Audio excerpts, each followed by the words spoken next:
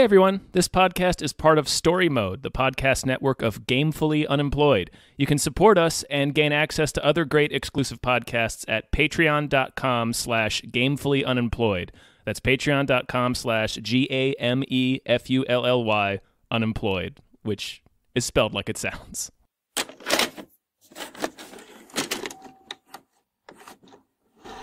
I'm losing my mind! Woohoo! The descent continues. I'm seeing things!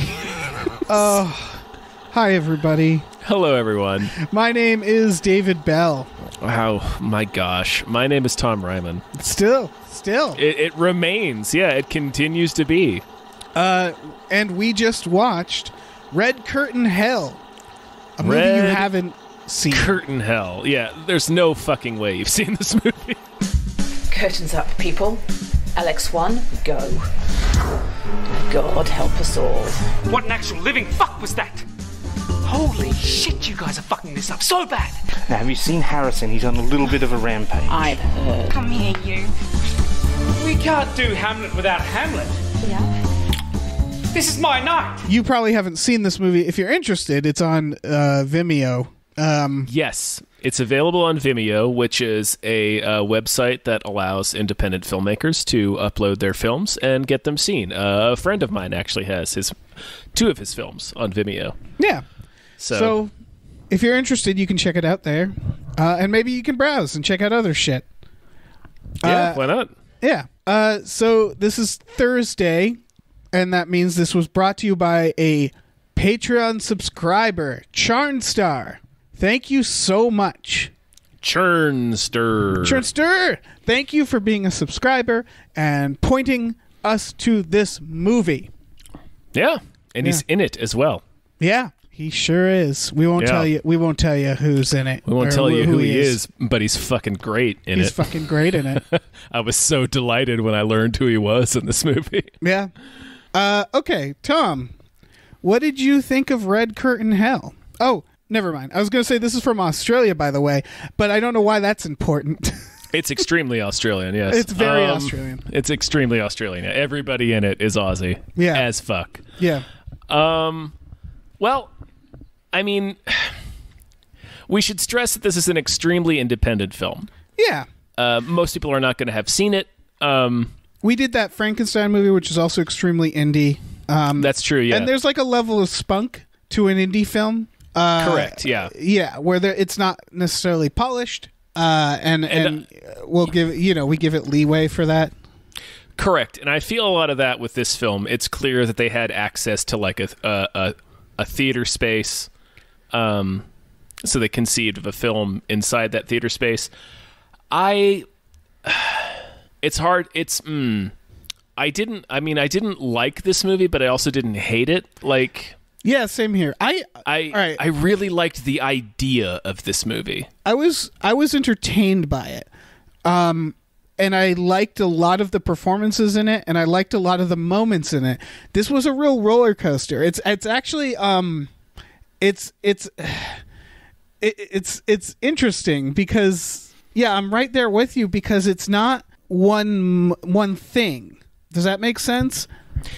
Like, yes, it was moment by moment. I was like, oh, this is really good. And then I was like, oh, I didn't like that.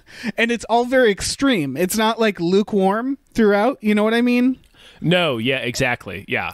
This is not a subtle film by any means. It's like the most extreme version of every conceivable emotion is what's happening in each scene. This is basically a combination of the play / film Noises Off, which is about a stage production going haywire. Right. There's a lot of. It reminded me of Living in Oblivion. If you've ever seen that. I have not. Oh, you would like it. Steve Buscemi plays a director of an indie movie, and the entire movie is about them trying to achieve one shot. And that's it. It's just them desperately trying to get this one shot done. Yeah, so Noises Off is just them. They're trying to put on. Michael Caine is the director, and he's trying to put on a farce, and like an actual farce starts to happen during the play. So it's a combination of that and Birdman. Yeah, it's got some Birdman in it. At least for the first half. Like the first half of the movie presents itself as a continuous shot, even though it's they do the standard things to just mask cuts or whatever. The wipe cut where they pan really fast. But it's about they do a lot of whip pans that they clearly that's where the cuts are. But they look good. Yeah, no, it looks fine. Yeah. It looks completely fine. And it has the same energy as Birdman for that first half. Yes. And here's why I think it's worth watching overall. I guess I'm going to start with that recommendation is because I think it's very well directed. It looks great for a low budget film. Like the lighting is really good, the camera work is really interesting, the editing is very good. It's clearly made by a talented person who might be who's just like early in their career. My only complaint with the direction is the geography of the film is confusing, but that's kind of a minor complaint, but I never really knew where each backstage shot was. Okay, so to clarify, this movie it's about like an independent theater putting on a high concept version of Hamlet, and then the plot of Hamlet starts to unfold behind the scenes. Right. And it winds up with the woman who plays Ophelia actually goes crazy because she's taking these pills because one of the other actresses is trying to sabotage her and feeds her the pills. And she winds up murdering most of the cast, and the crowd gets electrocuted. That was terrific. Everybody dies. Everybody dies, but like a couple people. One, like the guy running the lights, who I really liked that his lighting room was just kept getting smokier and smokier every time we'd come back to it. Because he's just blazing. It. Yeah. He's just getting high as shit. Like, it's ironically, everybody dies except for that guy. The guy who plays Laertes, who famously dies in Hamlet. Right. And I think the guy who plays Guildenstern, who also famously dies in Hamlet. Right. So it's weird. Like, it begins like a comedy, and then it kind of spirals into like a real gets dark. Like, it's like a dog eat dog. Like like they're at each other's throats, and then it gets out of control, and then people start dying.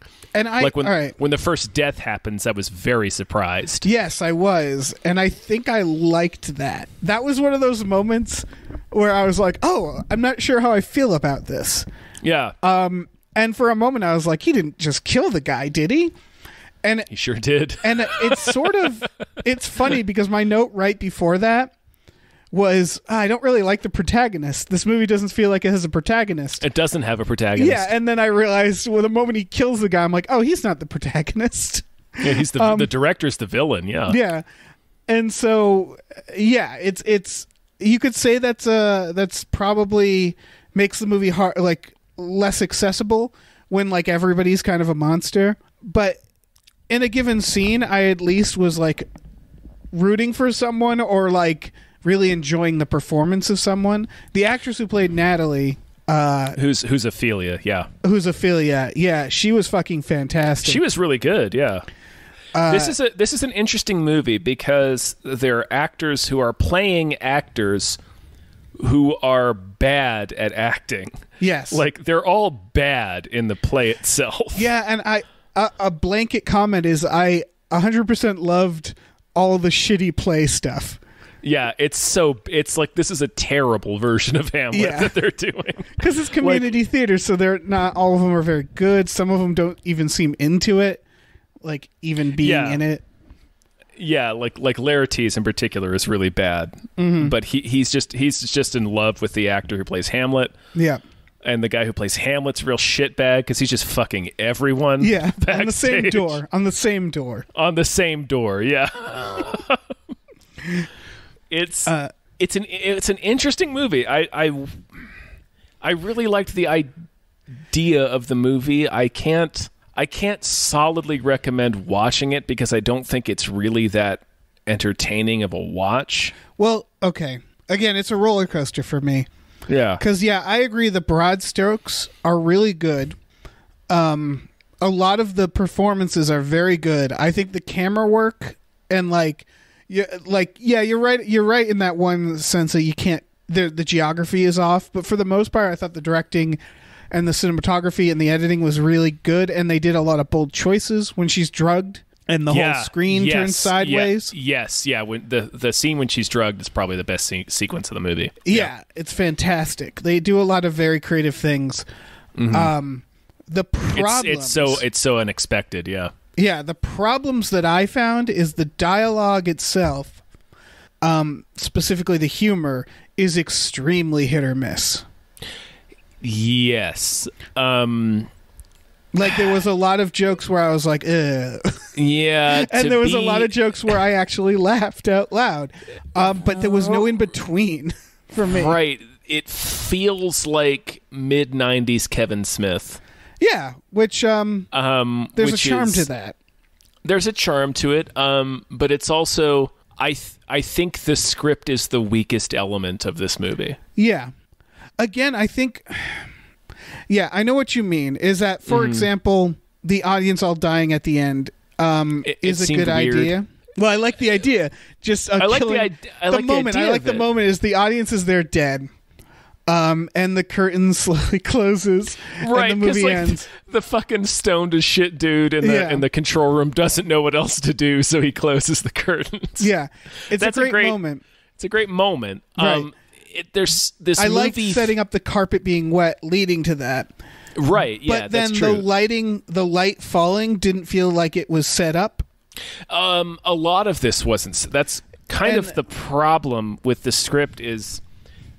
We don't get a clear tone, and then the first murder happens, and then it's like, oh shit, this is suddenly taken on a different tone, and then from that point on, it becomes this tone of menace that it didn't have for the first hour.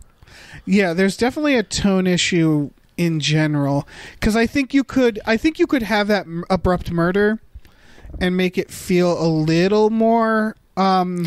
I think editing, it feels like kind of a budget issue. Is that they were limited a lot. Yeah, clearly, yeah. They obviously had access to this theater space. They're probably all actors in this theater, right? Which is not a bad thing. It's just I feel like you could have done the script could have used more focus, I guess, because like you pointed out earlier, there's not a clear protagonist, which is, I mean, that's fine. That's a choice. That can work. It can that definitely work. Can work. And I think it worked all right in this. It worked all right. I think they needed to more clearly establish the director, Harrison, as being a villain. Yeah, or it's, trick us into thinking he's the protagonist, because I didn't like him from the start. Well, they kind of trick us into thinking he's the protagonist at the start, and then he has that interaction with Natalie where he's shitty to her. Yeah. But it's at that point it's still not clear whether he's the shitty one or if she's an asshole. Right. But it's still. Then we kind of don't see him again until he commits the first murder. Right. So it's like it felt like they could have done a little more work to make it clear that he's a bastard and he's obsessed with his plague going off without a hitch this night. I mean, he just kind of seemed fussy. He didn't seem like a murderer. Yeah, so it was kind of out. It was super out of the blue. Yeah, the first murder that happened. Yeah, what were you going to say? Oh, I was going to say I don't say this about movies a lot, but this could have used maybe like 15 extra minutes. It could have been longer. Yeah. Yeah, it could have been longer. Mm-hmm. Because you're right, is that one of the problems is it's kind of like the geography problem is that you're suddenly there, you're suddenly there, you're suddenly there. It needed, it felt very fast, and I think it needed to sort of take its time. I needed to stretch it. That's what I'm saying is that could be a budget constraint. That could be, okay, we can only afford to be in this place for this long. So it could be. Yeah. I don't know what it is. It could have been a script issue. It's always hard to tell with an indie film. But like the part where he kills the guy, I could have seen a longer scene leading up into that, because he kills the guy basically because the guy gets his fingers cut off, and he panic murders him. Yeah, he accidentally cuts the guy who plays Claudius's fingers off. Yeah. And he starts freaking out, obviously. So he basically smothers him to death to keep him from disrupting the show. Yeah. I feel like you could even fix that just by throwing some dialogue in.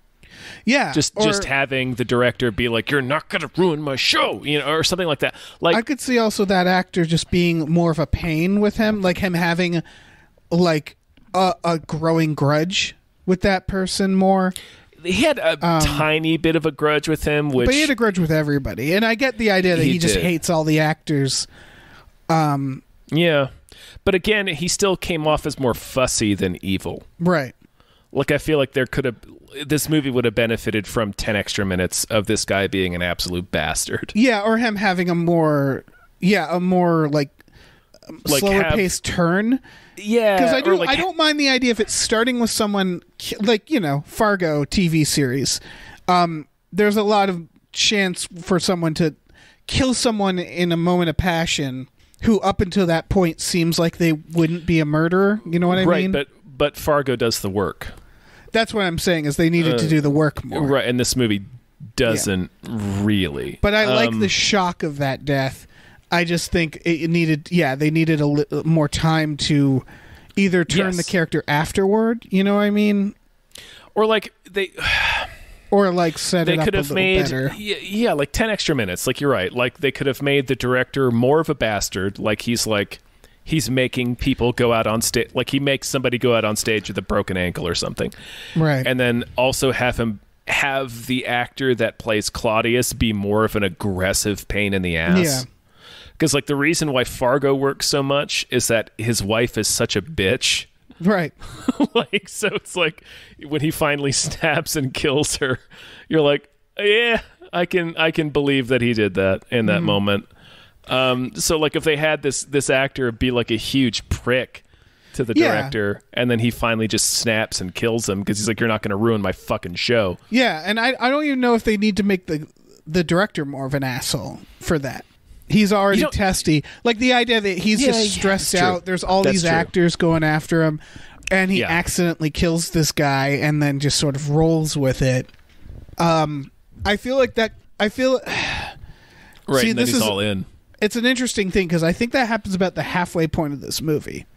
It does, yeah. Almost exactly at the halfway point. Yeah, and that could have been the inciting incident. That could have happened 30 minutes in. The other problem. Yeah. I was going to say, I kind of like it halfway through. I like it halfway through. I think the other problem is that the director doesn't kill anybody. Well, he tries to kill Ophelia. Yes. He tries to kill Natalie. He electrocutes her with a phone cord, which that was one of those moments where I was like, you should have put something like phones don't do that. No, they don't do that. Yeah. they just don't do that. I'm sorry. I like the idea of that because they set up the phone and everything, but like Yeah. Because she's obsessed with the phone because she's seeing the actor who plays Hamlet and is convinced that he is cheating on her, which he is with several people. Yeah.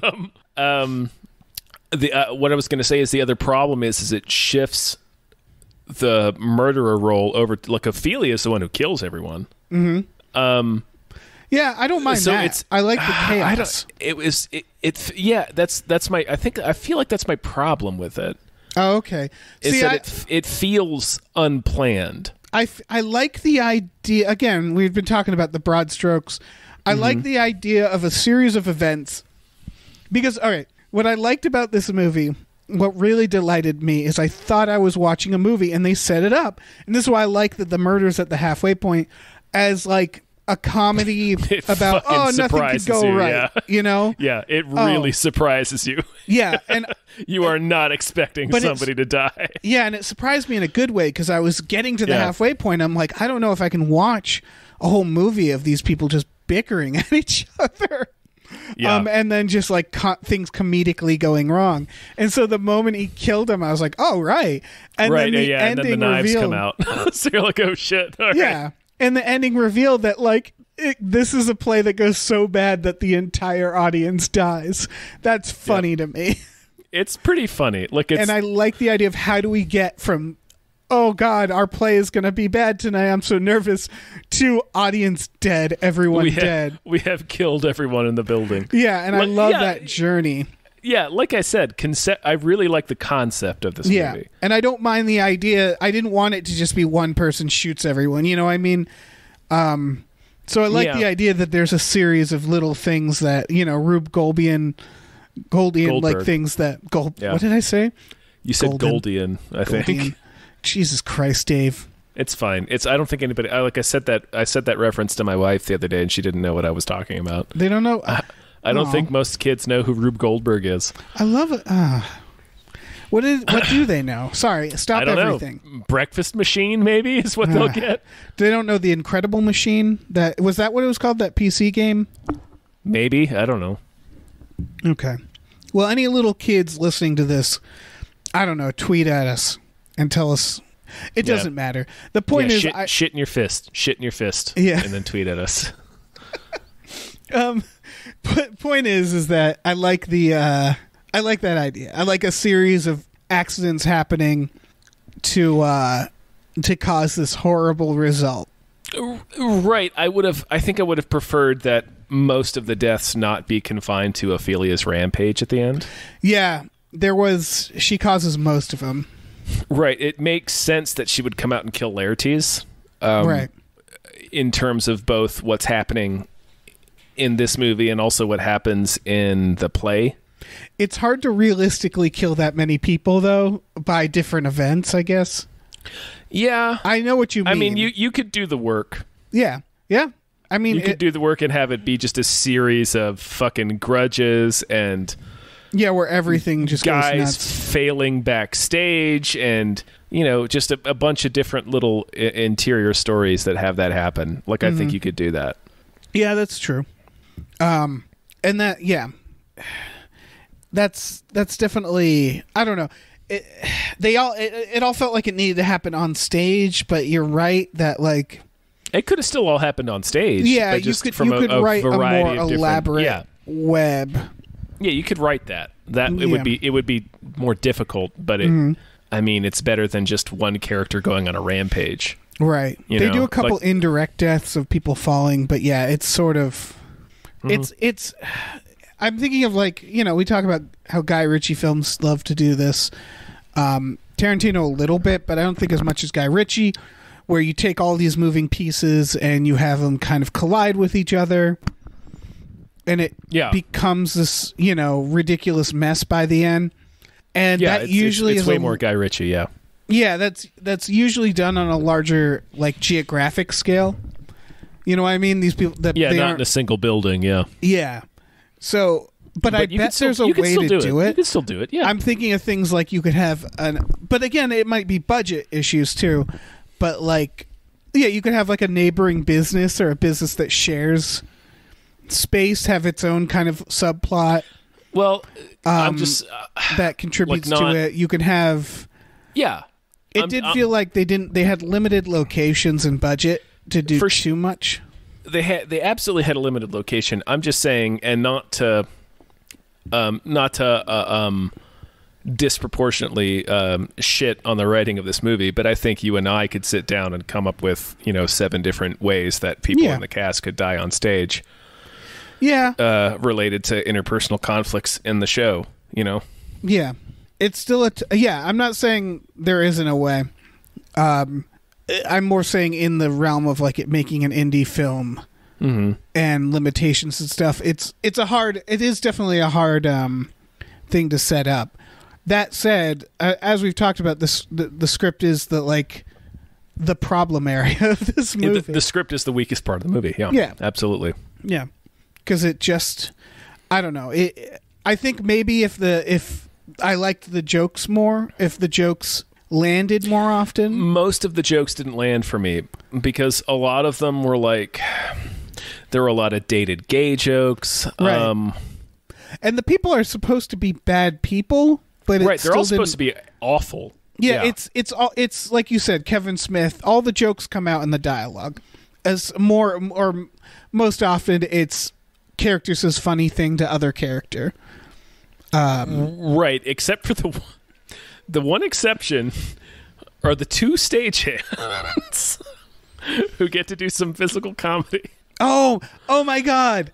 It's Like one of my favorite moments. When he brings out the real gun, that's a good moment. Oh. And then when she tells them to look for Simon, who's the guy that plays Laertes, and they're like looking around in their 5-foot radius backstage, and like the big guy looks into like a water pitcher. That was great. That was good. I was thinking of when they take the table from the stage. I really enjoyed. Yes. Where they come out and they count. There's a table that's like a coffee. No, a table that, coffee table. A table that clearly weighs less than 10 pounds. Yeah, a table you could pick up with one hand and just carry off stage. They come out and they grab either side and they go 1, 2, 3, and they pick it up and they move it out, and right. I really enjoyed that. Well, it's made funnier by the fact that because of the homicidal turmoil behind the scenes, it's just all the other actors are on stage right now, just frozen in their spots, waiting for the scene to start. Right. So the audience has just been watching this frozen scene for about 2 or 3 minutes, and then the stagehands come out to remove the table. Right, and it's like you think maybe they're part of it. Oh nope, nope, they're just moving a table. Yeah, all the stagehands and the techies getting just fucked up. I liked the stage manager. What was her name? Pamela. Yeah, she was good. Yeah, and I liked the idea of the director having conflicts with the stage manager and that being a thing. And I could see that amounting to something more if we're talking about like the Rube Goldberg. Yeah, there's a lot of good elements here. Yeah. I just don't think it was realized as well as it could have been. Mm-hmm. No, I agree with that. Again, I really like the directing. I really like the performance.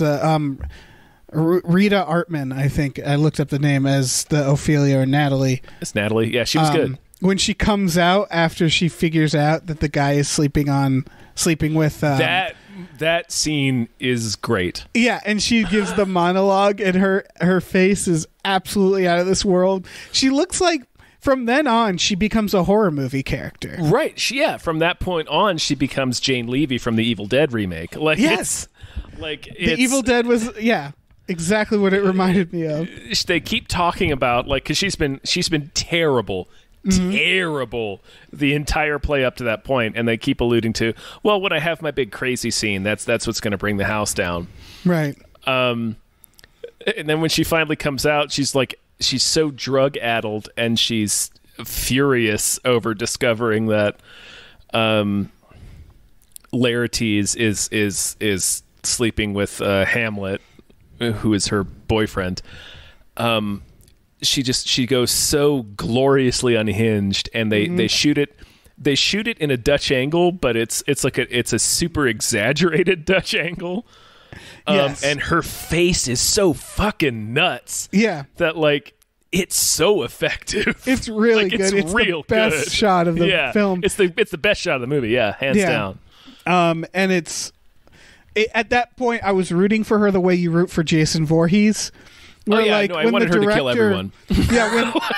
Yeah, when I wanted her to kill everybody. When the director seemingly kills her, I was like, "Oh no, movie! Don't do that! You just killed my favorite part." Yeah, you killed the best character. Yeah, and then they have the shot of her getting up slowly like a horror movie character. I was like, "Yes!" Yeah, I was like, "Fuck yeah!" Yeah. And then she gets out there and kills everyone. Yeah. Then it's like, whoa, okay. But goddamn, she was terrific. Again, a lot of terrific performances. I think hers. Well, hers might be. Well, they all have. Like I said at the top, they all have complicated performances to pull off, because they're supposed to be actors who are bad at acting.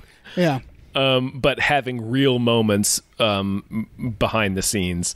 Yeah. But man, she's good. Yeah. We get an introduction to her where she's having a real catty conversation with her understudy. Yeah.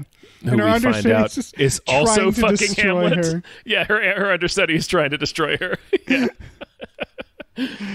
Yeah. She's the one who gives her pills. Yeah, gives her a whole bunch of pills. Yeah. And slips into a flawless American accent when she's like, "It's like Xanax." Right. And then I like that she just keeps planting ideas of like seeds of doubt into her mind. She's Iago. Yeah. There's this movie is very Shakespearean, which is so appropriate. Yeah. I think it really just came down to, I know the writer and the director are the same person. Yeah. I would say that, like, I mean, I don't know this person's career. I don't know their future.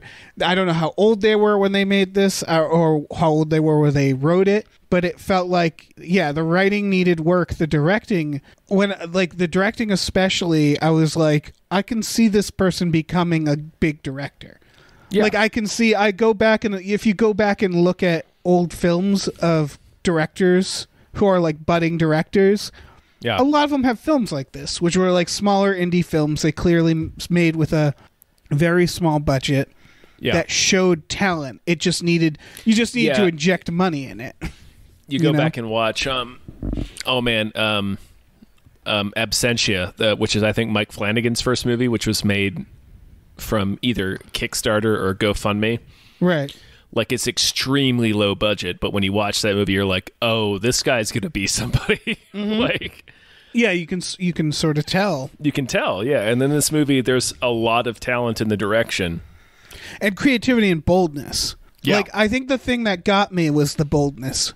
Was the fact, the way... Make some absolute choices in this movie. And again, not just in the plot, but in like when she gets drugged. There's it's like, I don't know, like an 8-minute sequence, it feels like, maybe more like 5, where when the drugs are really taking effect. It was several minutes. It lasted for a while. The camera just slowly turns to basically like filming your phone on, it goes vertical. But the letterbox doesn't, so it's just everything tilts and everything's sideways. And it's very effective, and I liked, the transition between the two and the framing. And that's not something you see in movies, It's a bold move. It's not a thing that's easy to get away with either. Like, you couldn't throw that into the middle of a Transformers movie. Like, people wouldn't stand for it. Right. Yeah, because it's a little dizzying. It's, I guess, alienating. I don't know. I mean, it's a risk. Yeah. Like you said, it's a bold move. Yeah. And whether or not you think it works, watching it, I thought it worked, personally. I think it works, yeah. Yeah. It's so hard to film a drug trip sequence that's interesting. Mm-hmm. So, because they're always inherently not what drugs feel like. You know what right. I mean? And they usually do like some kind of weird fucking pink elephant scene. Yes. So I appreciate that what this director decided to do was to break the rules of his own film and to only do it for that sequence. Yeah. Like, he doesn't do it again. And before that, it's staged, like I said, the first half of the movie looks a lot like Birdman. Like, it's staged very much like... Yeah, it's got that Warner right. Like, feel. It's very much... Even though it's low budget, it's still recognizably, okay, this is like a mainstream movie. The way you're filming this, like, this is the same instincts. And then he fucking breaks those rules for that one sequence. Yeah. Which makes it jarring, which is what it's supposed to be. And I think it succeeds. I think it's really effective. Yeah. I agree. Yeah. I agree with that. It only works if you don't do it again, though. And he doesn't. Right. Remember the scene where he kisses his mom? I do, yeah. That was, man. I enjoyed the discomfort of that scene. Yeah, and again, it's a little bit Hamlet, because Hamlet's a little bit Oedipal. Is he? A little bit, yeah. I'm not I know basics of Hamlet. Oh, really? I know that you got your Mel Gibson in there. The Mel Gibson version's kind of good. I've never seen it. Really? Okay. Isn't it like modern day? No, not at all. The Ethan Hawke one is modern day. Isn't Bill Murray in the Mel Gibson one? He is. He's Polonius. Okay. I should probably watch that then. Oh, no, wait. I think Bill... Oh, wait. I thought the modern Hamlet was Mel Gibson or Bill Murray. How many Hamlets are there? Wait. No. That's wrong. Bill Murray is in the Ethan Hawke one. Ian Holm plays Polonius in the Mel Gibson one. Got it. I think. Shit. I don't know. It's my favorite Get your Shakespeare Hamlet play. straight. I've read it, Okay. and I've watched all of the versions, Right. including Kenneth Branagh's 4 hours and change version. Jesus. Yeah, well, they make a point of it in the movie. They point out, well, like, the runtime of Hamlet's like 4 hours, and your play is Oh, in 90 this movie. minutes. Yeah. I enjoyed that opening where he's just like, yeah, we just cut it down. Yeah, I cut out all the boring stuff. And they're like, oh, okay. All right. Yeah. I like the idea of the critics. Yeah, who they see the real violence on Yeah. stage, and they're like, "Oh, this is so bold." And it's like, no, Yeah. you guys are just jackasses. And then they get murdered with the yeah, rest they get of the electrocuted. audience. Yeah, I really liked murdering the audience because it's one of those things that you don't even think could be an option. Like, I really liked the wet rug was good because the idea at the beginning is they just clean the rug. So when the audience come in, it's just the rug is moist yeah, and like puddly. and it just seems like a shitty theater. Yeah, Yeah, and it throughout the film it plays a good part where like when they hit intermission, they all just sort of quietly leave and they're sloshing on the rug. So you don't think much of the wet rug because it's just perfect for like, man, it's just so right. shitty. It's like a good gag. Yeah, Yeah, but at the very end, a light crashes, hits the Hits Natalie Ophelia. on the hits head. Ophelia in the face. Yeah, Yeah, and then the light hits the wet rug, and that's what electrocutes the audience. Which is, the light itself is a little like unprovoked, yeah. but I like the idea because at no point does it occur to me, oh, the whole audience is going to get murdered. Nope. I appreciated that. Yeah, it was definitely was not on my mind Yeah. watching this film. Yeah, it wasn't wasn't in the cards. I'm trying to think of what else we can say. I don't know. I mean, I think we kind of summed it up. It's like if you like, I'm trying to think of it as a recommendations. Like if you're big on indie films, if you like watching movies that are rough around the edges, Yeah, this is a good one to watch. this is a good one to watch. There's a lot of talent involved in it. Yeah. The thing that's frustrating to me about this movie is I see how good it could have been. Right. It's still not a bad movie. But I think it just didn't realize the full potential of the premise that it had. Yeah. I wouldn't mind this director to give it another shot. Yeah, I mean, directors give have him done more that. money. Yeah, I think with more money and just a little more time, like, yeah, it could have been a lot stronger. Yeah. So like if this director goes from this to directing the next Jurassic World, and then he gets all the money, and then he could go back to this. And That's then how he it gets all goes, the right? power, and then he gets all the women. Yeah, you make a small comedy, you make a Jurassic Park sequel, and then you go back. Yeah. Or you make, what was that movie he made? Something Henry. Why am I talking The about Book of this? Henry. You're talking about Colin Trevorrow. Yeah, I know. Did you see Book of Henry? Does it I matter? didn't. I've heard it's fascinatingly bad, though. Yeah, I might have to see it. We may have to watch The Book of Henry. Not for a podcast. Although apparently his Jurassic World short, The Battle of Big Rock, is very good. It's fine. I watched it. Okay. It's fine. It's well, all right. This is a weird tangent. It's not that it's good in the sense that it's, the problem with the Jurassic Park films is that, or the Jurassic World films is that, like the directing is bad, but the writing and everything, it doesn't understand. Everything is bad. Yeah. It doesn't understand the original premise or anything. This is a single scene. It's like a 5-minute short of a dinosaur attacking a family, and it's like, yeah, that's good. Yeah. Like you didn't have to build a whole film around it. You made like a 5-minute short, and you have all the money in the world, and it's good. Yeah, it's Good just job. yeah. There's not much to it. Is what I mean. Is that it's like, Yeah, congratulations, I guess. yeah, it's well shot. It's good.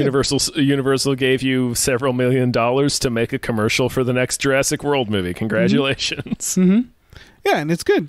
No, it's definitely good. It's just, it's I don't know. They fight this dinosaur attacks family.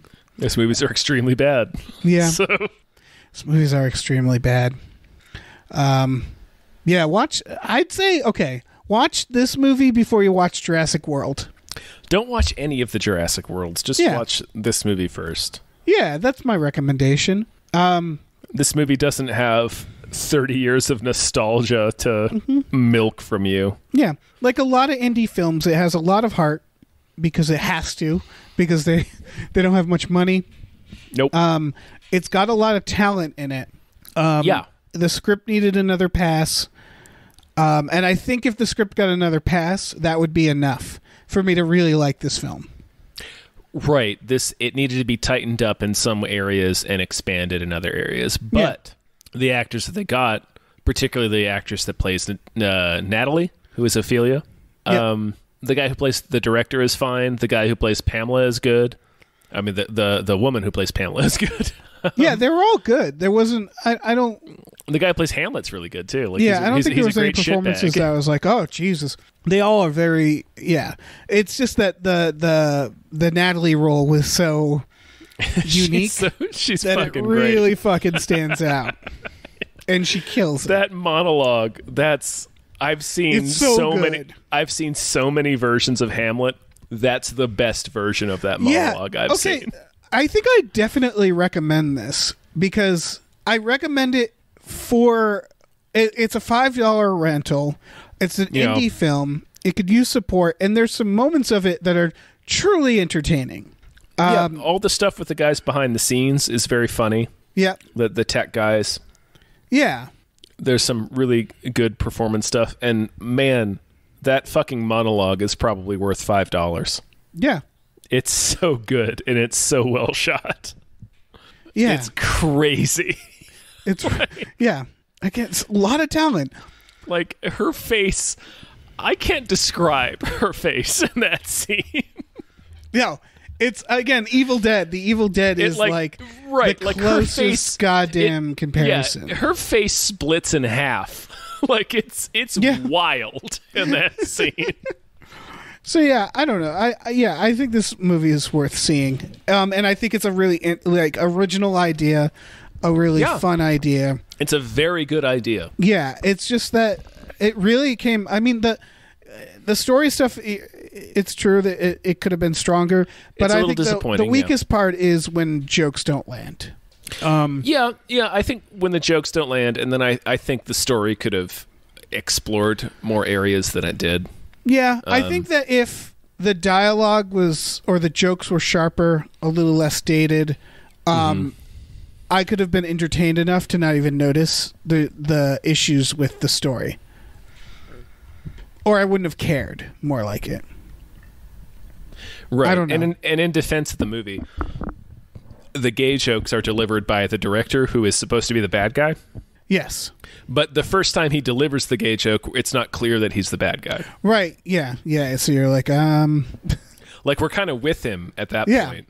And then he lays that joke on us, and I'm like, Which might have been intentional, actually, as a first sign that we're not on this guy's I'm sure side. it was intentional, but it's like a tonal problem. Well, the problem is that you don't know, so you're Right, like, oh, yeah. I'm not on the movie's side. Like, I don't, you know? right? Like that early in the movie, you're like, well, this is the only protagonist I've been given, and I don't like him now.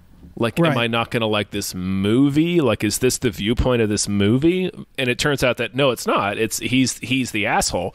Yeah. But it happened so early, that and we're you're not not given any other sure. protagonist for a while. That Yeah. it's like it's jarring.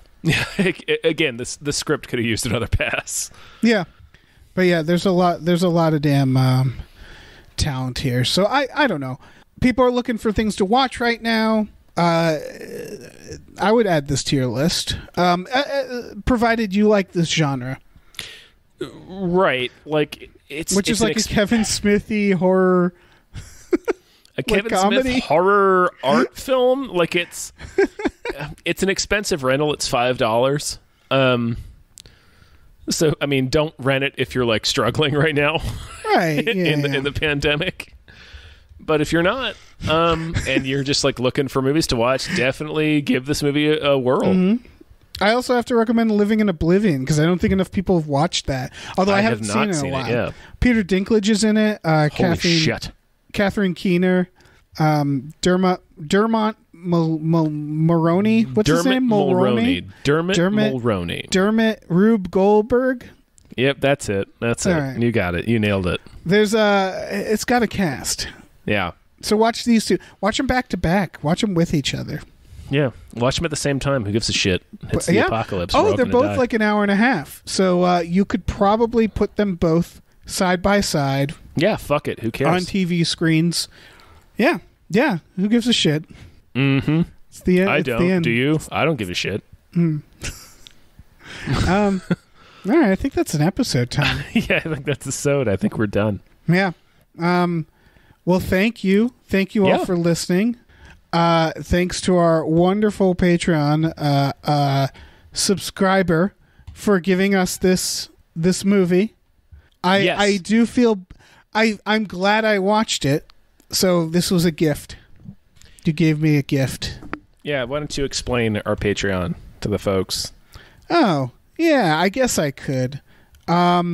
Geez, guys, if you're interested, if you can afford it, you can go to our Patreon, patreon.com/gamefullyunemployed. We have exclusive podcasts there, like Tom and Jeff Watch Batman and Fox Mulder is a Maniac.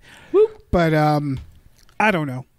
As we've been saying lately, stay safe more than anything else. Take care of yourselves first. If you can contribute to us and creators like us right now, that obviously that helps. That's the only reason we continue to exist. But you got to look out for yourselves. Yeah.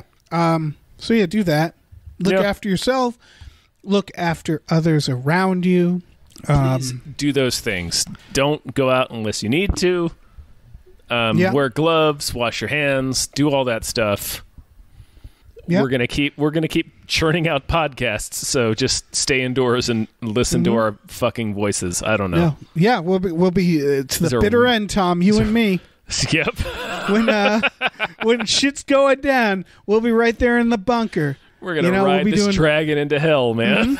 The last podcast we'll do will be a culinary review when one of us eats the other's corpse. Correct. Yes. I don't know which. You'll have to keep listening to find out. Oh, Dave, we've always known I was going to kill you, right? Yeah, I know. Don't spoil it, Tom.